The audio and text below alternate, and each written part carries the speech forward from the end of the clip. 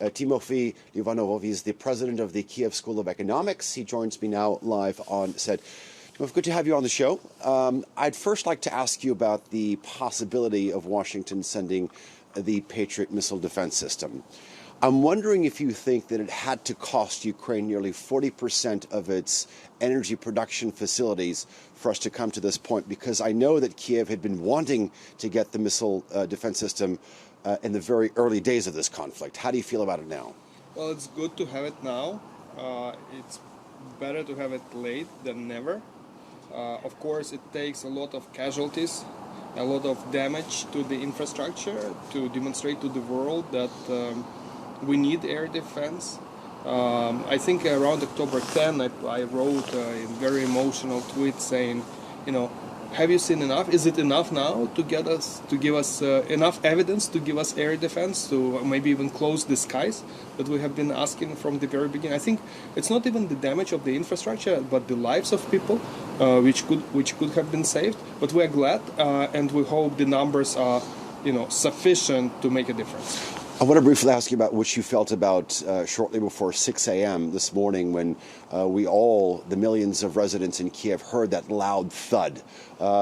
It was the first time that I was experiencing since I've been on this deployment, but it's something that's a stark reality to millions of people who live in the capital. We are used to it, frankly. I remember one moment where I realized, several weeks ago, maybe a couple of months ago, that it has become abnormally normal for me. I wake up in the morning and I hear some explosions. There was 9 at that point. I'm like, screw it. I'm going to take a shower while there's still hot water.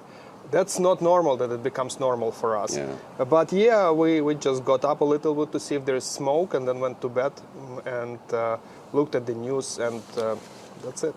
President Zelensky said that actually providing generators is perhaps just as important as providing armor. As we're in sort of the darkest days of the year, literally, with the days so short, the temperatures dipping well below freezing, how important is it for the country to get these Patriot missile defense systems to protect the vital infrastructure when it comes to generating electricity and providing heating? We need economy working, and we need people to live with heating. That's paramount. We need water pumps working. Well, if the electricity is if the electricity is off, then what happens is most residential buildings, or at least blocks of residential buildings, have relatively independent heating stations, but they need electricity to run. And so if a power plant is hit, then heating comes down, not because the heating plants were hit, but because the electricity is not there. Generators solve that problem. So if the generators are there, we will have heating even if the electricity is down. Yeah. That's a good point you make.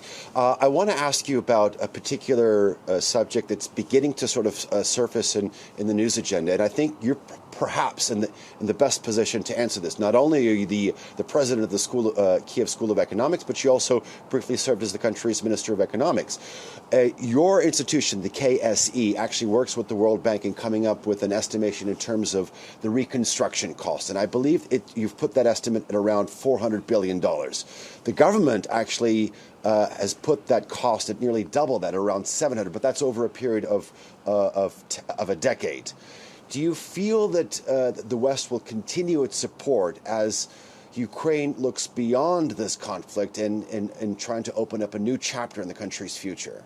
So let's do like the back of the envelope calculation. So we have currently direct damage to the infrastructure at 136 billion US dollars. We just issued a new revised assessment. When people talk about 400 or 750, these are different numbers. They're consistent with each other, but they recognize different type of losses or what will be needed for the total economy to recover.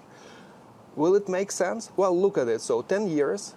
We used to have FDI per year at $10 billion. If we double it after the war or triple it, we'll have 30. 10 years, it's already 300. So, the math adds up. Yep. Okay.